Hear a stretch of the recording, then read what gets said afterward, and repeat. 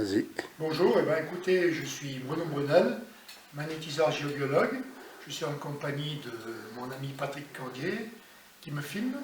Et nous sommes là aujourd'hui pour vous démontrer, ou pour vous faire voir toutes les nocivités que l'on peut rencontrer dans un lieu, notamment dans la pièce où nous allons filmer actuellement. Voilà, donc on va vous démontrer, on va aller rechercher toutes les perturbations qu'il y a dans cette pièce et vous faire voir énergétiquement avec des abacs de radiesthésie, les vibrations de la pièce au niveau du taux vibratoire, au niveau de la vibration couleur. Voilà, parce que d'autres vibrations, on ne pourra pas vous les faire voir parce que, comment vous dire, ça fait beaucoup de choses à montrer. Voilà. Donc maintenant, je vais me mettre au travail et je vais vous faire voir ce qu'on a retrouvé dans cette pièce. Voilà.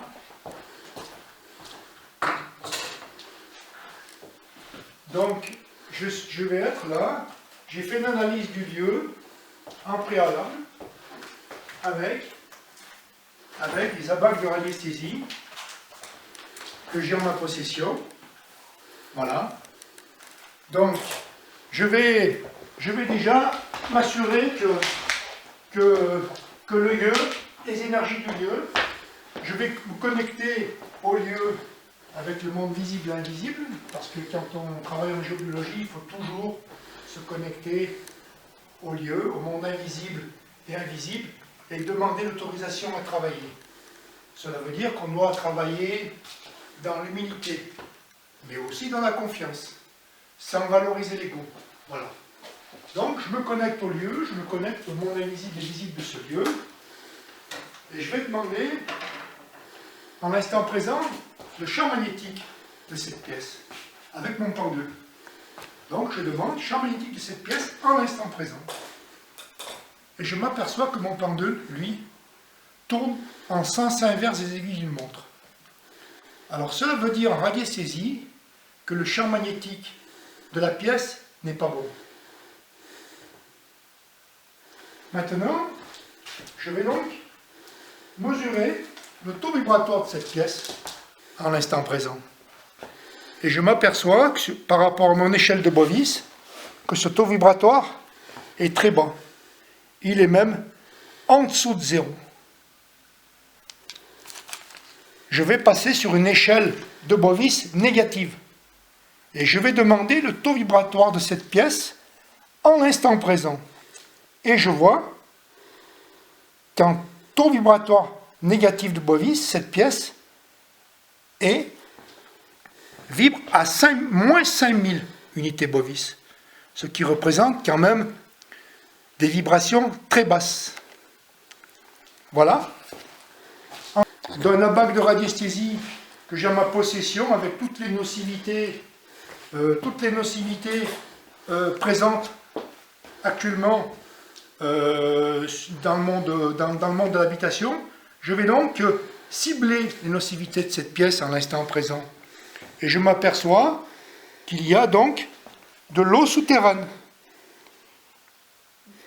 du réseau Hartmann, du réseau Curie, une faille tellurique, une cavité, du gaz radon. Je continue. Il y a un émetteur. Il y a également du courant alternatif, 50 Hz. C'est le courant domestique, le 220. Il y a du courant vagabond. Il y a une cheminée cosmotellurique. Il y a du paranormal.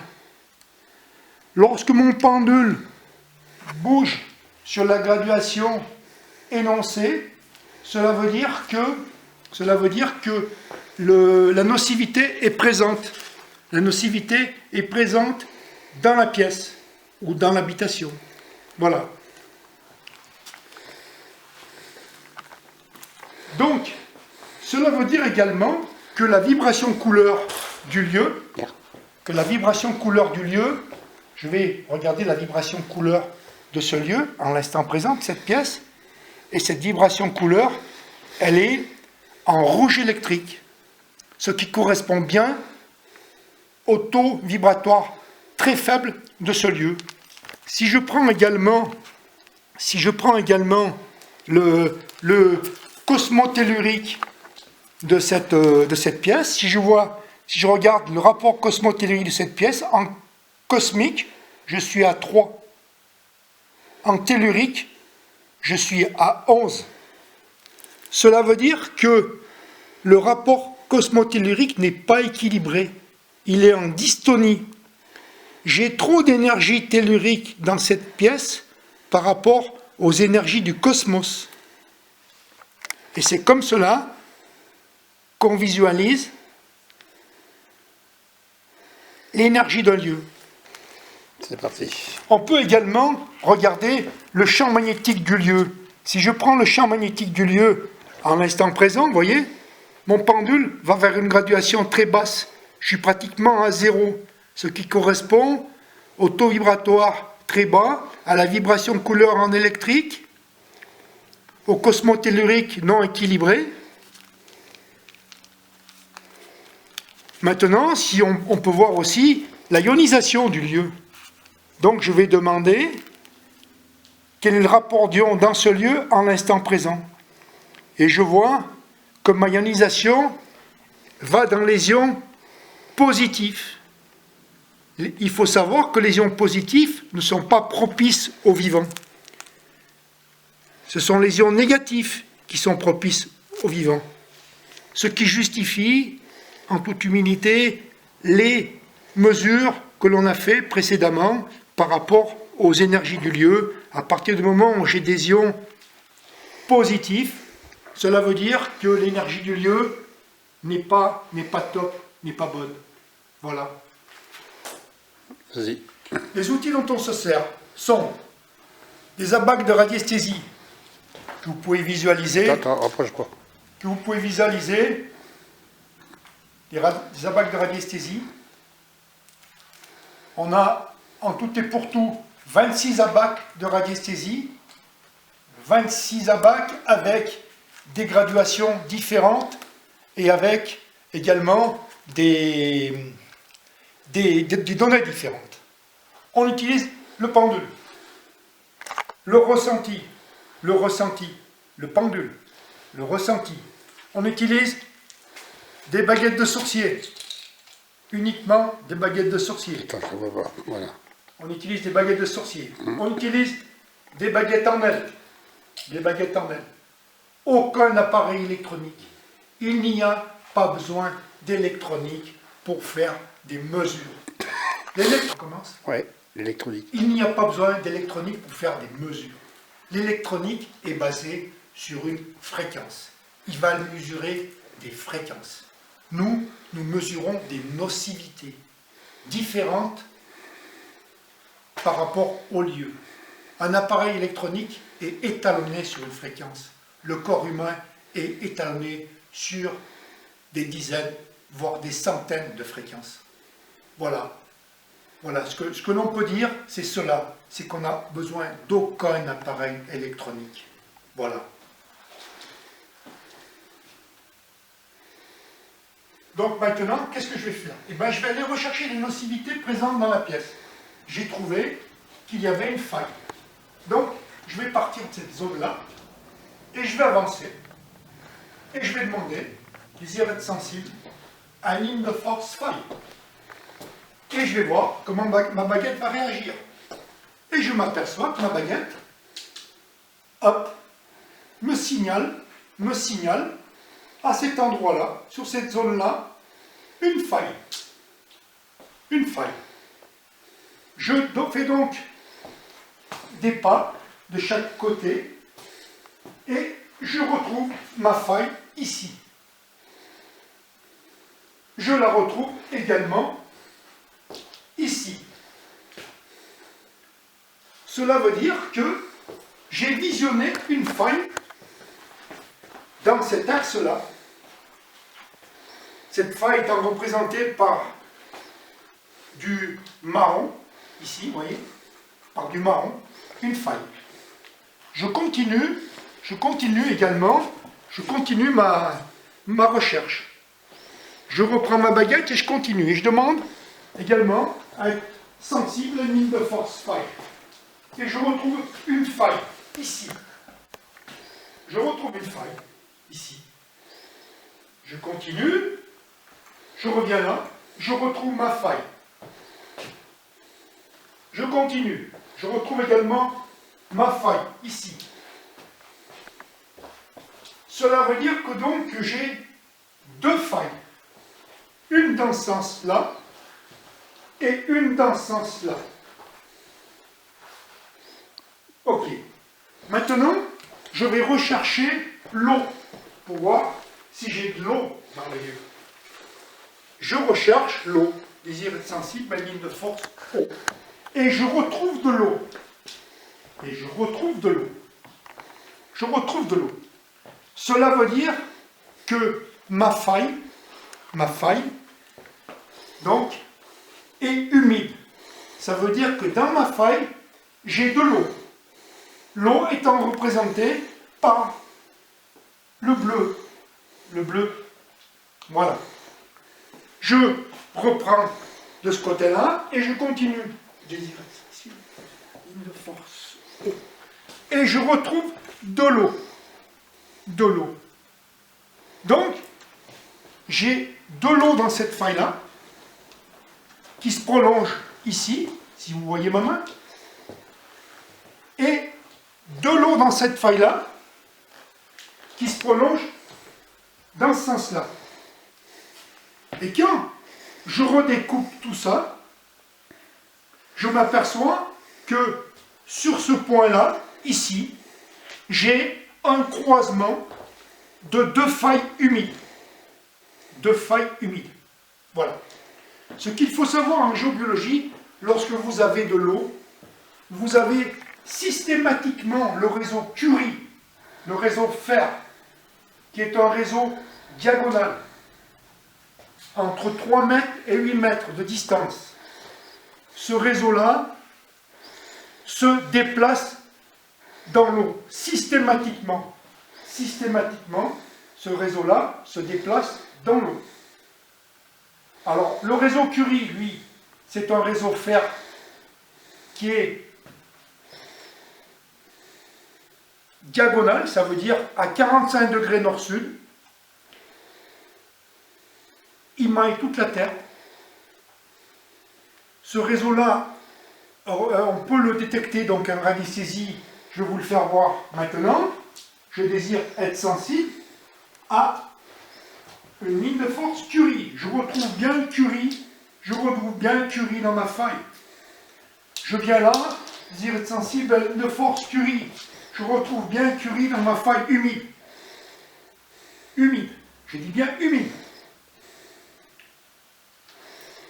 Ce réseau Curie représente des murs de 50 cm. 50 cm que je vais vous faire voir maintenant avec un lobe antenne. Lobe antenne, c'est ce type d'appareil. C'est un appareil en laiton qu'on a confectionné nous-mêmes. On peut en trouver de partout. Hein. Normalement, on appelle ça un lobe pour mesurer les réseaux Hartmann. Mais on peut tout mesurer avec. On peut mesurer l'eau, la faille, les réseaux Curie, les réseaux Hartmann, toutes sortes de choses. Voilà. Donc, à partir du moment où j'ai donc visualisé mon réseau Curie, comme je vous l'ai dit là, mon réseau Curie étant là, d'accord? Mon réseau Curie étant là. Donc, ligne de force Curie, mon réseau Curie étant là. Vous voyez? Attends, je sais plus. Arrête-le. Attends. Je suis toujours sur mon réseau Curie, donc désir être sensible à la ligne de force Curie. Donc j'ai mon réseau Curie qui est là, d'accord? Il est là, d'accord? Voilà. Donc mon réseau Curie, il représente 50 cm. Si je prends ce réseau Curie là, il faut savoir que j'ai la ligne de force du Curie qui est ici, mais j'ai les mailles du Curie. J'ai une première maille ici, première maille Curie ici, d'accord? La ligne de force Curie est ici, et la deuxième maille Curie est ici. Donc, j'ai à peu près, en gros, 51 cm de rayonnement du réseau Curie. Ici, pareil, ligne de force Curie. Ici, j'ai un Curie, ici. Voilà.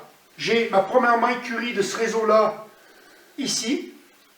La ligne de force du Curie qui est là. Et la deuxième maille du Curie qui est ici. D'accord? Donc, ici, qu'est-ce que j'ai? À cet endroit-là, en l'instant présent, j'ai un croisement de lignes de force faille, ici. Là. J'ai un croisement de lignes de force O, ici.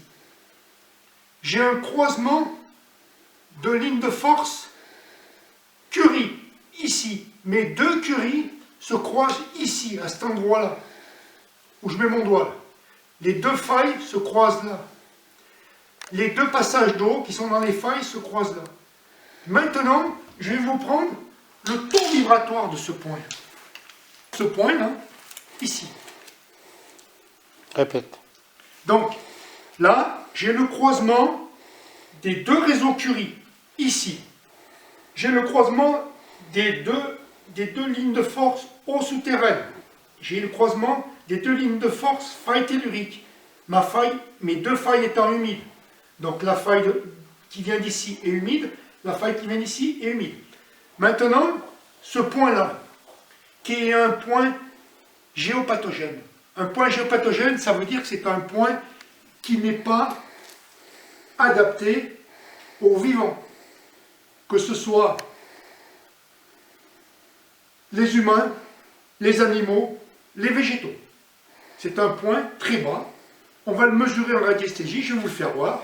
Si je demande le taux vibratoire de ce point en l'instant présent, je suis en dessous de 0, et même très nettement en dessous de 0. Si je le prends en vibration négative, taux vibratoire négatif de ce point à l'instant présent, je suis en radiesthésie en négatif, je suis à moins 37 000 unités bovis. Cela veut dire que ce point-là n'est pas adapté aux vivants, comme je vous l'ai répété. C'est un point très bas. Et il faut savoir qu'en géobiologie, pour harmoniser un lieu, donc là on harmonise le lieu à l'intérieur pour une démonstration, parce que c'est une pièce où on travaille avec Patrick, on fait des formations.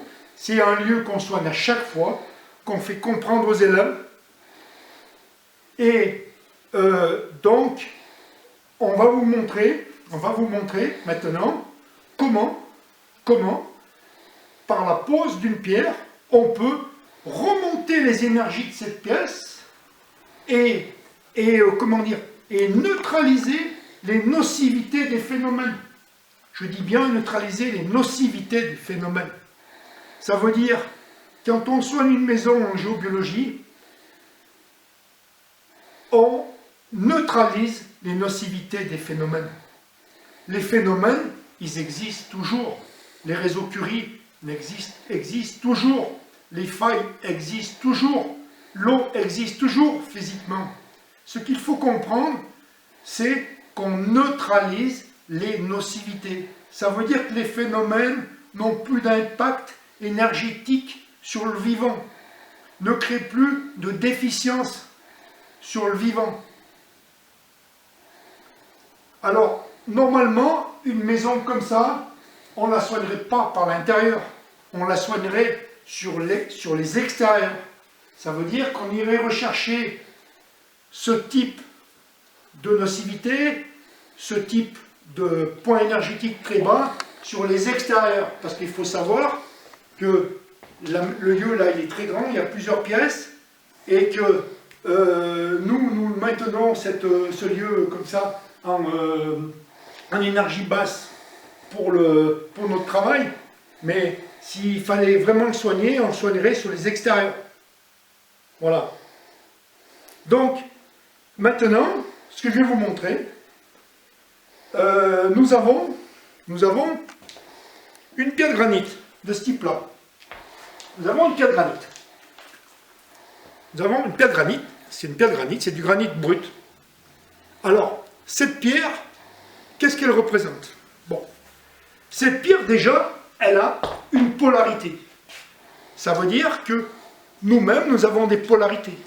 Nous recevons les énergies plus du cosmos et moins de la Terre. Cette pierre a une polarité. Alors, on va rechercher la polarité plus de la pierre. Alors, je demande polarité de cette pierre. Ma polarité plus, elle est ici. Ma polarité plus est ici. Je continue, je descends. Je suis toujours en polarité plus. Ici, je suis au neutre de la pierre. Et en dessous, toujours dans la polarité, je suis dans le moins de la pierre. Donc, j'ai une polarité plus ici. Et j'ai une polarité moins ici. Alors cette pierre, qu'est-ce que nous avons fait? Nous l'avons coupée avec une disqueuse, avec un disque.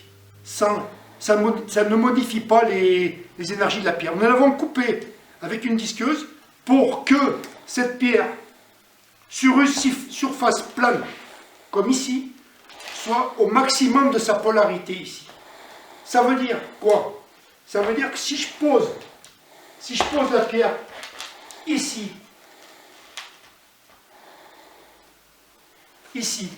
en polarité, je suis au maximum de sa polarité sur une surface plane. Sur une surface plane, je veux bien dire. La pierre, elle a été coupée en conséquence pour la démonstration de cette vidéo. Voilà. Donc, alors, qu'est-ce que je fais avec cette pierre pour soigner ce lieu? Nous ne travaillons avec Patrick qu'avec des choses naturelles. Ça veut dire de la pierre ou de l'acupuncture d'inox. Je n'ai pas de tige d'inox ici parce que ce n'est pas le but, on ne peut pas travailler l'inox ici, je ne vais pas percer le plancher, le parquet. Nous ne travaillons qu'avec la pierre.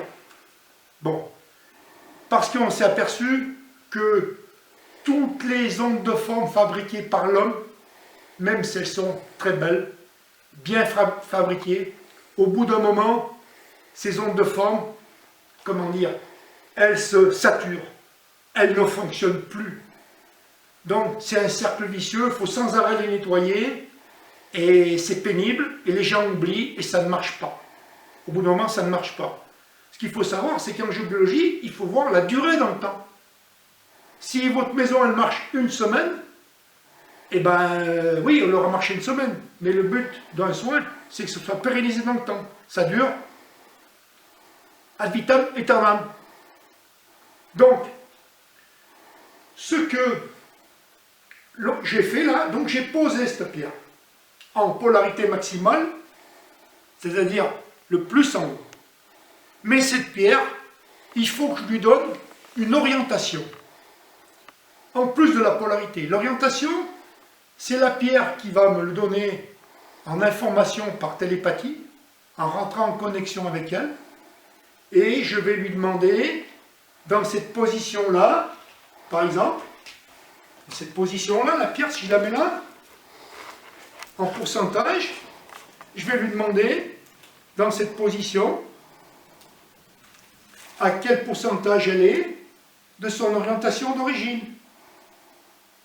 Elle me dit qu'elle est à 40%. Je vais lui demander, dans cette position-là, à quel pourcentage elle est de sa polarité d'origine. Elle est à 100% en polarité. Ce type de travail nécessite la pose de la pierre en polarité maximum à 100% et la pose de la pierre en orientation maximale à 100%. Et je vais demander à la pierre dans quel sens il faut que je la tourne pour qu'elle soit au maximum de son orientation. Et cette pierre me dit qu'il faut la tourner dans le sens des aiguilles d'une montre.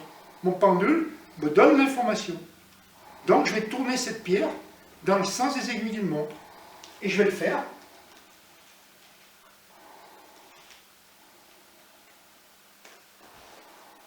Voilà. Et là, pour moi, elle est à 100% de son orientation. Je vais lui demander, dans cette position, à quel pourcentage elle est, son orientation d'origine. Elle me dit qu'elle est à 100%. En polarité, elle est à 100%. Ça veut dire que la pierre, elle est posée en orientation maximale et en polarité maximale. Comme si la pierre était à l'état naturel, dans la nature. Bon. Alors maintenant, ce que je vais faire, par rapport à ça, donc dans le carré là de 51 cm, j'ai posé ma pierre. Bon. Et maintenant, je vais prendre le taux vibratoire du point après la pose de la pierre.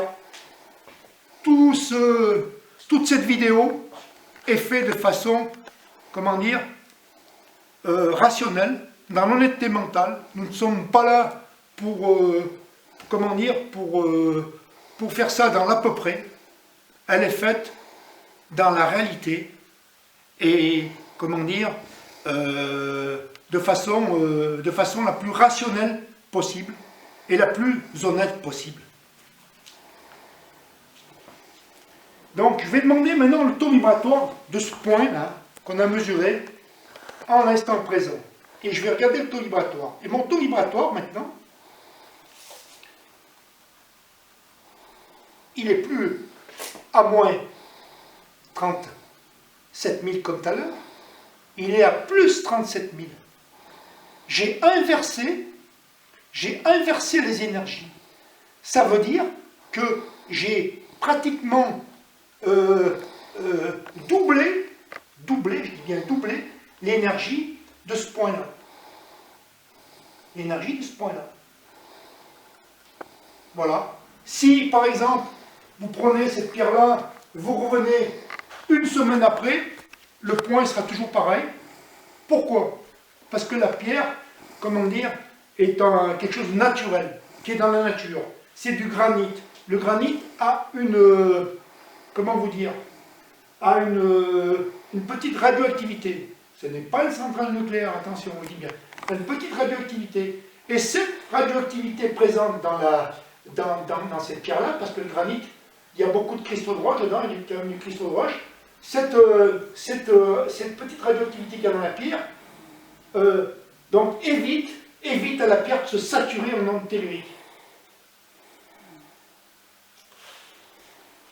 Donc, ce que l'on va vous faire voir maintenant, après la pose de la pierre, et après avoir ciblé le point le plus bas de la pièce pour poser la pierre, pour nous permettre de soigner le lieu, parce qu'il faut savoir qu'en géobiologie, on va aller rechercher donc tout ce qui est faille au réseau Curie.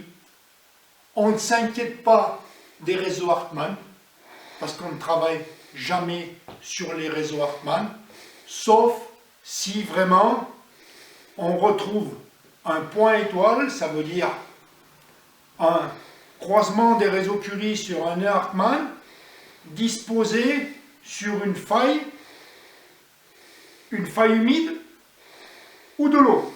Ça, ok, on va travailler dessus. Mais sinon, les réseaux Hartmann, on ne s'en occupe pas.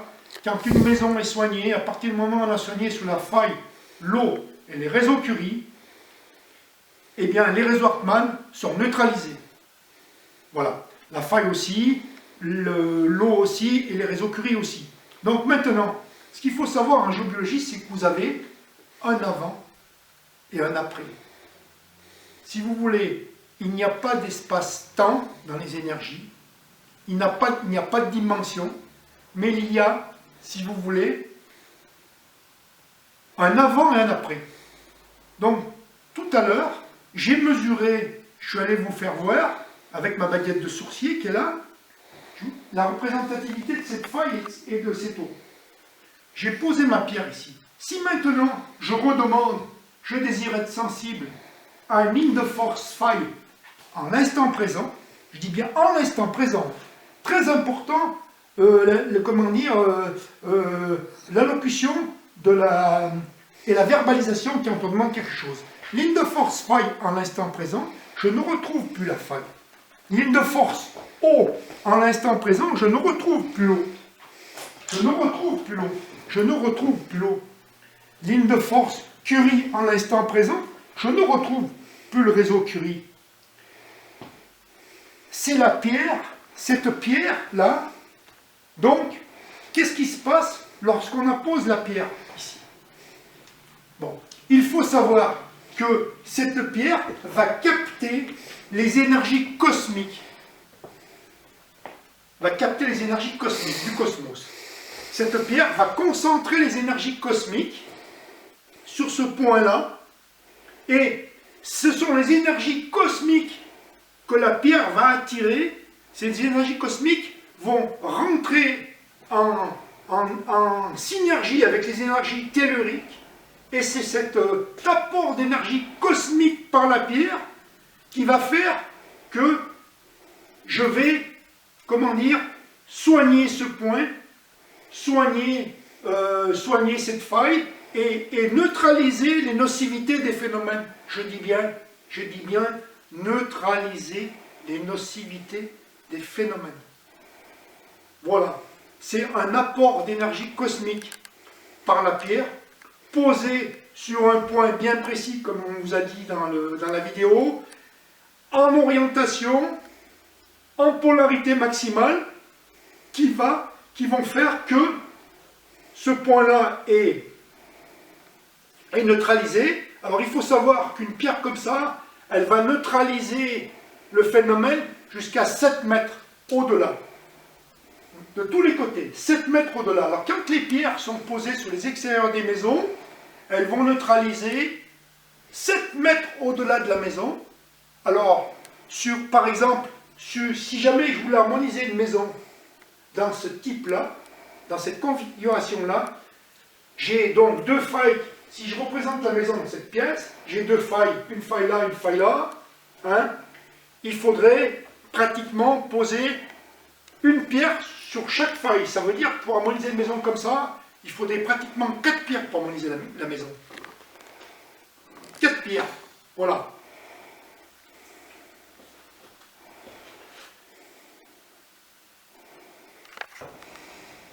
Maintenant, je vais vous faire voir tout à l'heure dans notre recherche sur les impacts de radiesthésie et sur le ressenti de la pièce, nous avons retrouvé une cheminée cosmotellurique. Alors, qu'est-ce que c'est qu'une cheminée cosmotellurique? Je pense que certains d'entre vous ont vu dans un champ des sortes de ronds avec une herbe plus foncée sur les extérieurs, ou tout ça dépend. Ce qu'on appelle les ronds de sorcières. Les ronds de sorcières. Parfois, il y a des champignons qui poussent dans ces ronds-là. C'est ce qu'on appelle des cheminées cosmotelluriques.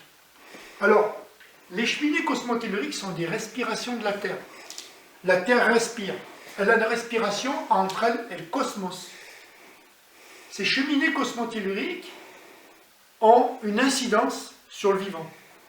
Parce que vous avez des cheminées de haute énergie qui sont bonnes pour le vivant.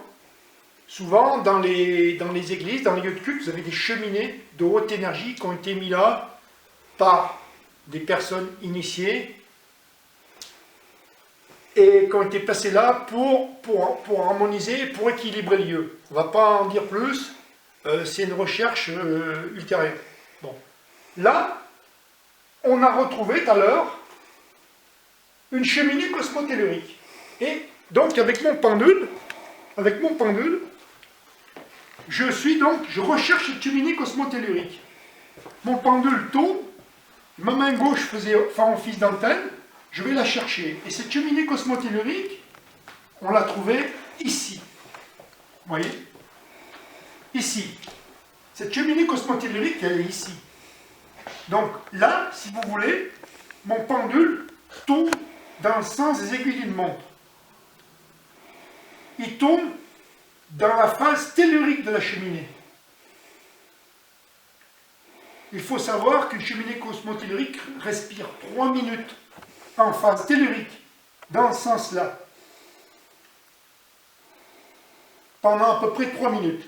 Là, certainement qu'on l'a pris en cours de respiration, donc ça ne durera pas 3 minutes.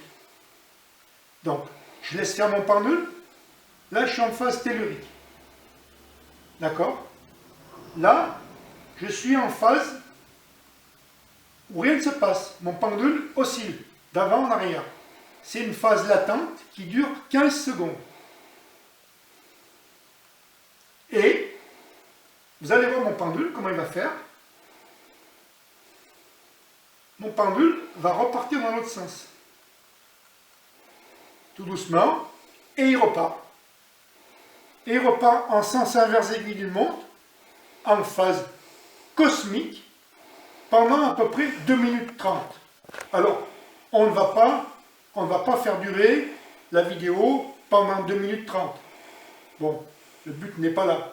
Mais vous voyez, mon pendule, il tourne en sens inverse. Je suis en phase cosmique.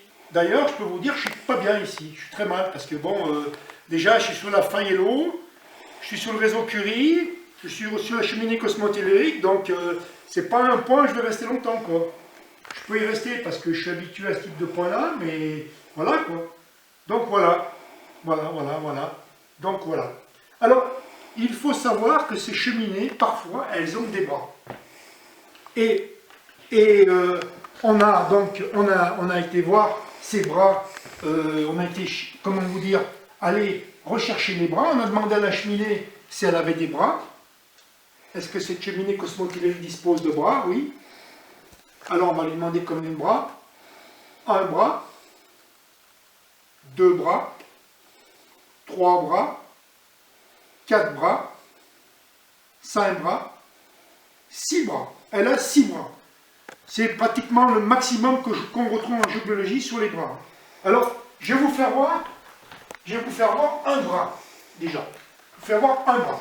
Alors, on va aller chercher le premier bras de cette cheminée. Alors, je vais sur un bras. Hop, j'ai un bras ici, avec mon lobe antenne. Je poursuis mon bras, je le poursuis. Ici, le bras, c'est les pointillés orange. Et là, ici, il s'arrête, le lobe antenne. Ça veut dire quoi? Que j'ai visualisé un bras là, et là, je suis en bout de bras. Je suis en bout de bras.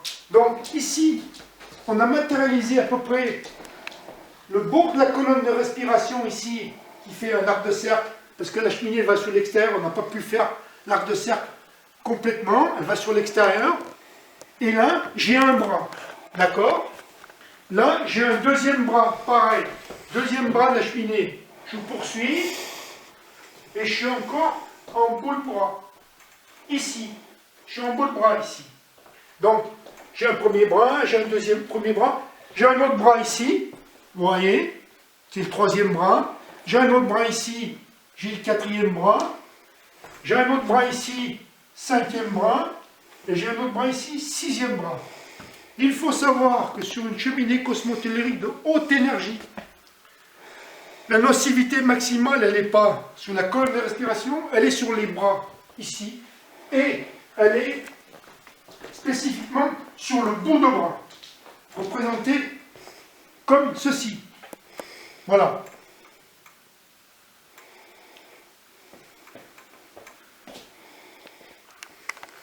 Ce qu'il faut savoir aussi, on vous a parlé des failles, des réseaux Curie, de l'eau. D'accord? Ce qu'il faut savoir, c'est que parfois, dans les failles, on retrouve des cavités. Les cavités, c'est quoi? Eh bien, une cavité, c'est une poche d'air. C'est une poche d'air dans la faille. Et cette cavité, qu'est-ce qui se passe? Elle augmente encore les nocivités de la faille, les nocivités de l'eau, les nocivités des réseaux. Elle augmente ça. Donc la cavité a été matérialisée ici par des pointillés. Là. Vous voyez ce que je veux dire? Elle a à peu près une largeur de 50 cm en gros. Peu importe la profondeur. Peu importe la profondeur. On ne la retrouve pas ici. Parce que le fait d'avoir placé la pierre, on a neutralisé la cavité également avec. Ce qu'il faut savoir, c'est que dans ces cavités-là, parfois et fréquemment, notamment dans les zones de montagne, on peut retrouver dans ces cavités-là, dans les zones de montagne, on peut retrouver lorsque les failles sont sont matérialisés sur des terrains granitiques. Il y a du granit dessous. Fréquemment, dans ces failles-là, on retrouve du gaz radon qui remonte de la faille, qui se concentre dans les cavités. D'accord? Et comme ce gaz-là, il est 7 fois plus lourd que l'air, il crée des taux de concentration très importants sous les maisons, notamment dans les vides sanitaires qui ne sont pas ventilés. Donc, comme je dis, il faut ventiler les vides sanitaires. Les fosses septiques qui ne marchent plus, ou les récupérer en eau de pluie, ou si vous ne les récupérez pas en eau de pluie, il faut les vider, les nettoyer et les remplir de sable ou de gravier, parce que ça crée des larviciers dans ces fosses septiques. Sous les maisons, c'est pareil, il faut ventiler les vides sanitaires parce que ça crée des larviciers, et si vous avez du radon, ça crée des concentrations de radon qui remontent par toutes les fissures et qui ne sont pas bons pour l'être humain. Il faut savoir que le radon, c'est un gaz radioactif et c'est un gaz qui provoque les cancers des poumons. Voilà. Donc, nous en avons terminé avec cette vidéo. Nous vous remercions d'avance. Bonne lecture de cette vidéo. Merci à vous. Merci à Patrick d'avoir filmé et d'avoir pu faire cette vidéo. Si vous avez des commentaires ou des questions à poser, vous pouvez aller sur mon site www.bioénergie-du6lestouches.com, où vous tapez Bruno Brunel géobiologie sur le site internet et vous trouverez mon site. Merci à vous, bonne journée, bonne continuation.